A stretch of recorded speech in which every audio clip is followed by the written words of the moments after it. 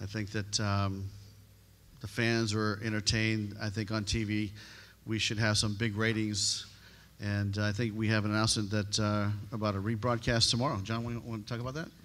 Yeah, well, first of all, let me just say thank you, Scott Coker, for putting on an amazing night of fights. That was incredible. Every fight was a finish. I think everybody, we had a packed house tonight, so congratulations to the whole team who put that together. We were proud to be a part of it. Yes, we'll be having a re-air of tonight's main event from 9 to 11 tomorrow night on Spike TV. And I think there's an immediate re-air tonight as well, but there's also a re-air tomorrow night at 9 o'clock. So, okay. So thank you. Great. Thank you. And you know what? Tonight's fight would not have been possible if it wasn't for the hard work of our friends Jesse Finney, Rob Donaker. They're there in the back. Thank you very much. This has been a lot of work. I know they've been working so hard. I really appreciate you guys. You know, we've been friends for a long time, and I said, look, when I get back into the business one day, we're going to come back to St. Louis because I know this is an amazing fight town, amazing sports town. We love it here, and we'll definitely be back before the end of the year. So thank you guys. I appreciate it. So normally I'm up here and we're talking about, yeah, we had some technical fights and we had some, you know, exciting fights, but tonight was just, you know, some explosive action. That's probably the best word I could use to describe it. And I think that the show delivered, and, you know, the expectations, you know, were pretty high, and I think we delivered on a big way, and it was a lot of work on a lot of people's part, so thank you to everybody. And I think at this point we have some great fighters up here. And let's just open it up for questions.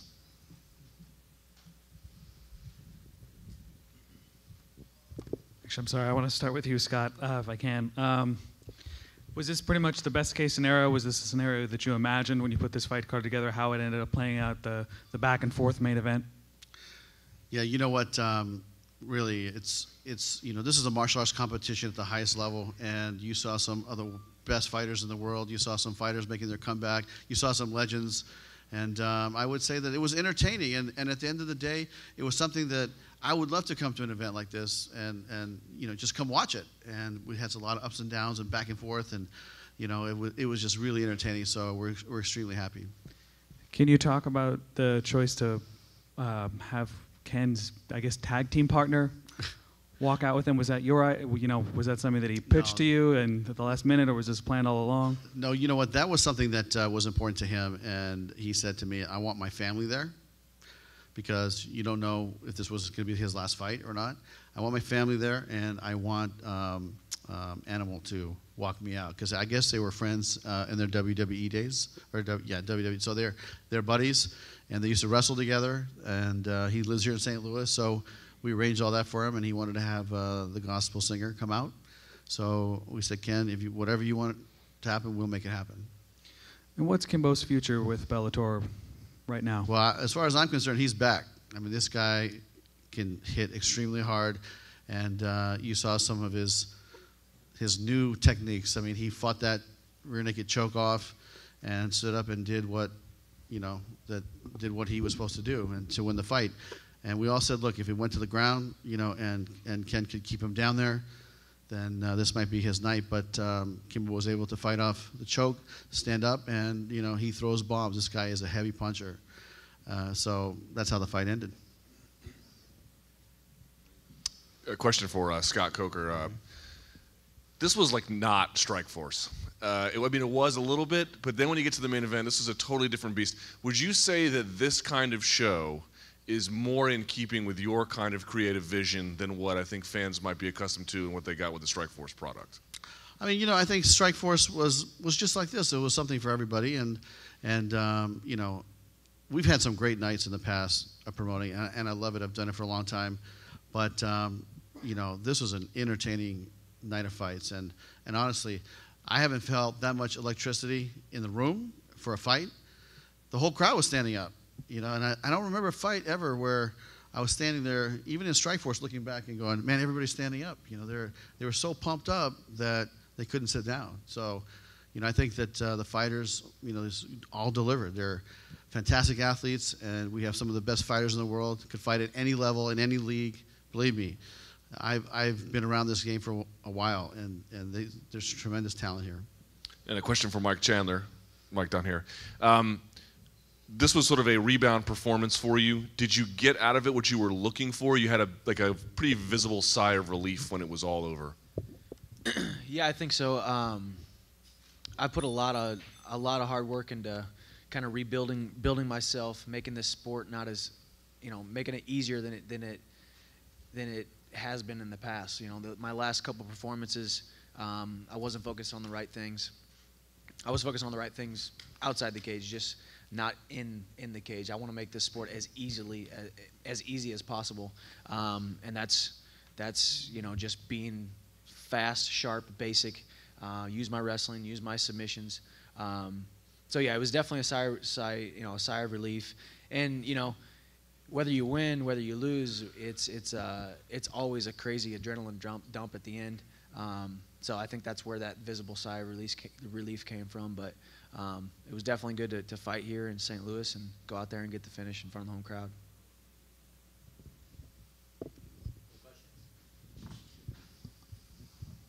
First question is for Scott Coker. Wanted to know if you can give us an update on Ken Shamrock. Was he taken to the hospital after the fight? I'm not sure. Is Des here? He was? Okay, so I'm sure it's for precautionary measures. Okay. And Okay, what's his future going to be after this fight with Bellator? Well, I mean, Ken will have to really look at, what he wants to do. But, he made it very clear to me early on that, this could be his last fight. But that's something he's going to have to determine as, as a martial artist and as a man at this point in his career. All right. And my next question is for Daniel Weichel. It looked like you were very close to getting the finish at the end of the first round. And obviously, Pitbull made that comeback in the second round. But what were your thoughts at the end of the first round? Did you think the fight was being stopped? Yes, I think if the fight would have continued a couple more seconds, the fight would be over. And then I tried to continue the pressure in the second round, and I didn't see the left hook coming. That was it. Michael, you won in the first round there after having a couple, go to finishes. How important was it for you to come out and finish the fight early and not let it go, the full 3 rounds to a decision? That's when I got into the sport. That's what I wanted to do. I'm not in this sport to tiptoe around, take easy fights, or be a point fighter. I want to go out and I want to dominate. I want to finish fights. And it's shown in the past. You leave it to the hands of the judges, and bad things happen. Even if people think you win, even if you thought you won, even if the vast majority of people think you win, you lose and you lose, and you got to pick yourself up and you got to keep going. So. It's always my job, and it's my identity in this sport as a guy who wants to go out there and finish fights. So I knew Derek Campos was a tough guy. I mean, I hit him with the right hand, and my right hand is still hurting from it. And he was rocked, and he had that look in his eyes, and I was raining punches down on him. And I knew I was gonna have to put him in a situation where there was no escape to finish the fight, and that's what luckily ended up happening, because he's a tough guy. So I'm just blessed to get the finish. Question for Daniel Strauss. To what extent had you prepared for Corrales by looking at any tape on him? I watched a little tape, but not much tape. There wasn't a whole lot of tape on him. But just watching what he does, you can kind of fill him out, whatever. But he's a tough dude, When you come in here to fight, you can always say you have a game plan, you can work. But when that door shuts, it's all mental and what you've worked on, what I've worked on with my coaches and my camps, that's what really helped me. You seemed really amped up when commentator Jimmy Smith asked you about what was next. Do we detect a chip on your shoulder about something, or was it just the heat of the moment? Man, I don't have no chip. I just want this belt. I want what every last man is up here for, what he's up here for, what these men is up here for. We fighting to win. We fighting to get gold. I don't have no chip, I don't have any hatred in my heart for any of these guys. But they have something that Pitbull has something that I want. Flat out. I respect the guy, but he has gold. I want gold. That's plain and simple. Question for Bobby Lashley. Bobby, you did not get the original opponent that you wanted, but you were able to pull off a nice, decisive victory over Dan Charles tonight. Did you feel at any moment with those initial leg kicks that he threw to you that you could have been in some trouble with the stand-up with him, or was the game plan from the get-go to get him down to the mat and work your stuff? No, I didn't feel like I was in trouble or there was any kind of danger there. I think at the beginning, I just needed to open up and move around a little bit more. I didn't really have a game plan so much for him because I didn't know what he was going to do. Since it was a different opponent, we just went out there to fight. And knew he was going to be a little faster than Thompson, knew he was going to throw different punches. He was a little smaller, quicker, so we didn't have a game plan. So we're just going to go out there and see what happened and taking him down. Once we took him down the first time, I knew that I can keep him down and punish him down there. So that's all. Kimbo, I was wondering what it was like getting back in the cage for you, what it was like going through that adversity, almost getting choked by Ken.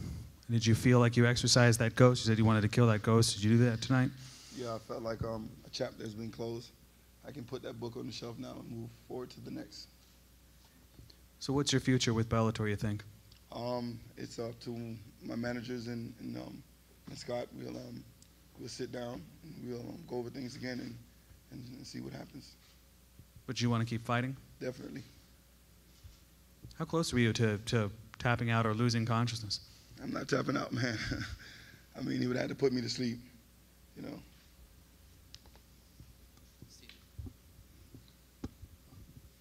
Pitbull, we've heard Daniel Strauss say that you have what he wants, what everybody wants in Bellator. Is that the next fight for you, or do you have another opponent, or have they lined up another opponent? It's not over until the fat lady sings, you know. If Daniel want my belt, I'm him. Come and get it. I'm ready for you. All right, Daniel, do you want that fight right away, or how soon do you want to take it? The fuck you think? All right, Mr. Coker, are you making that fight then? Can we make that fight tonight? You know what? Listen, I'm not gonna have a comment on that. We'll have to get back to you guys. Fair enough. Bobby Lashley, you're undefeated in Bellator. Great performance tonight. Anyone you'd like to fight next? I think there's still that unfinished business with Thompson. Hopefully he can get healed and get back here. But if not Thompson, there's a lot of heavyweights in here. There's some great fights coming next week. Going to look at those, and then we're going to see what Boss Man wants us to do. So I don't really call anybody out, just kind of wait for the fights to come. Questions? I got him. Questions for Michael Chandler. Michael, could you let us all know how you were feeling emotionally when you came out and you had the crowd behind you, and how that kind of possibly fueled you to your victory? And did you hear the MIZ being yelled in the background? I did hear the MIZ, man. This was definitely one of the top experiences of my life. Almost to the fact, or almost to the point to where I was in the back and almost covering my ears a little bit, as to not soak up the magnitude of what this means to me as a fighter, as a person. You know, I've walked these halls a bunch of times. I wrestled in this arena. I fought in this arena in Strikeforce under Scott Coker years ago. The amount of support and love that I have here in Missouri is just amazing. So, you know, making that walk was awesome, and the production value of this event was amazing. I can't wait to see it on TV. I guarantee it looks just as awesome on TV as it did in the stands. And you know, it's one of those things where, you know, every interview I did, they talked about pressure. Every interview I did, they talked about your back being up against the wall, or are you okay? You know, have you thought about retirement? And at the end of the day, we all go through ups and downs, and there hasn't. I'd be lying if I was sitting here and saying there wasn't down times and I didn't shed a tear or two and have negative thoughts every now and then. But you know, you just got to pick yourself back up, and that's what I wanted to prove tonight. And Derek Campos is a very tough competitor, and I was excited to go out there and compete against him. And I'm very blessed to have fought in front of this St. Louis crowd. And Scott Coker is right. This is an amazing place to throw a fight. People in Missouri and here in the Midwest, they know what good fights are. They're an educated crowd. So it was an amazing event, and I think we definitely need to come back to St. Louis ASAP, and I want to be on the card.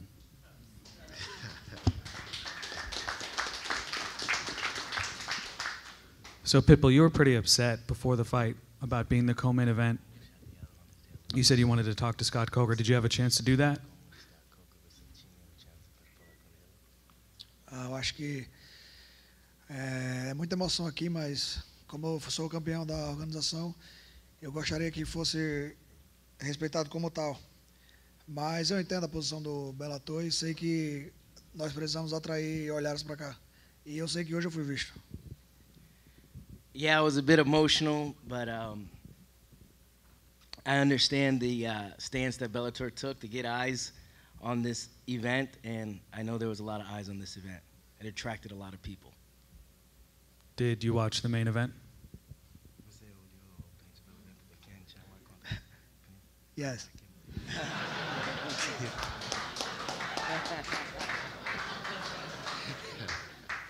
And Scott, where do you stand? I mean, do you want to have a sit down and have a conversation with him, smooth things out? You know, where do you see things? He's very happy over here. He's got his pizza going over here, and you know he's no. But I mean, honestly, listen. The main event was, you know, a fight that was in the making for many years. Pitbull is an amazing champion. I really got to know him once I came into the league about a year ago, and this guy has always delivered and always come back and always found a way to win. And he's going to be a tough champion, and he's going to be a guy that's going to be hard to beat. You know, so we're proud to have him as our champion, and there's going to be, I believe, a lot of eyeballs on this. And you know, he was a co-main event, and all eyes are going to be on him right before the fight with Kimbo and Ken. So it's a good opportunity for everybody. One more here for Scott Coker. Scott, if I can. To what extent do the fighters have creative input on those walkouts? And I ask in particular because Kimbo's had some of his old YouTube fights on there, which I thought was kind of an interesting twist that I wasn't expecting. So to what extent do they have a hand in saying, I want to see this, or this would be better for me? Well, you know what? We sat down with Scott Fishman, who is our producer, and you know, we talked about, you know, the entrances and what different visuals would mean to some of these people. But I love that show tonight. It was amazing. It was probably the best Bellator event I've been to, and the production value was just unlike anything I've ever seen before. So we're very happy with that.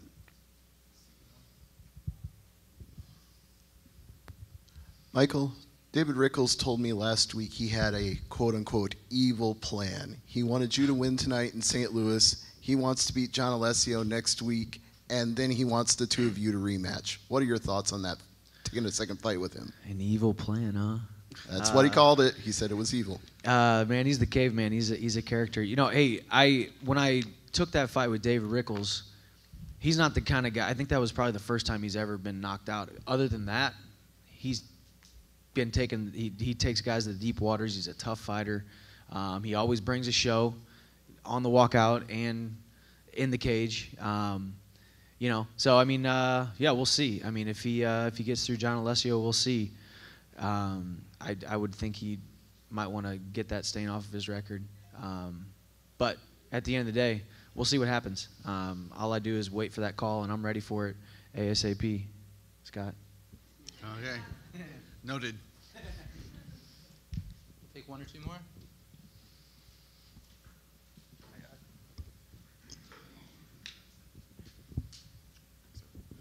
This question is for Kimbo Slice. Kimbo, can you give us an idea of how the fans treated you once this fight was announced? It seemed like there was a lot of people who were excited to see you getting back inside of the cage and stuff. And can you kind of explain, did you shut yourself off from your fan base once you got ready for this fight, or were you able to engage and interact with your fans, and how did they treat you? No, I keep it 100. I don't shut people off. I don't know who would do some bullshit like that. But people is people, man. You know what I'm saying? They want to say what's up. They say what's up. The only thing I wouldn't do too much is, you know, being that focused, want to be focused, to smile and take pictures and all that. You know that's I got to keep a straight face, keep my mind right. Got to stay in focus. You know what I'm saying? But I don't mind shaking a hand or signing something. You know what I'm saying? Or giving a conversation with anybody. You know, but being that close to the fight, yeah, you have a tendency to want to zone out and stay focused. I hope that answered your question. Yeah. Sorry. Seth Petrozelli came up and he was yelling at you outside of the cage. Did you hear what he said? No. Okay. I think he was calling for a fight. Is any interest in that? No. Got it.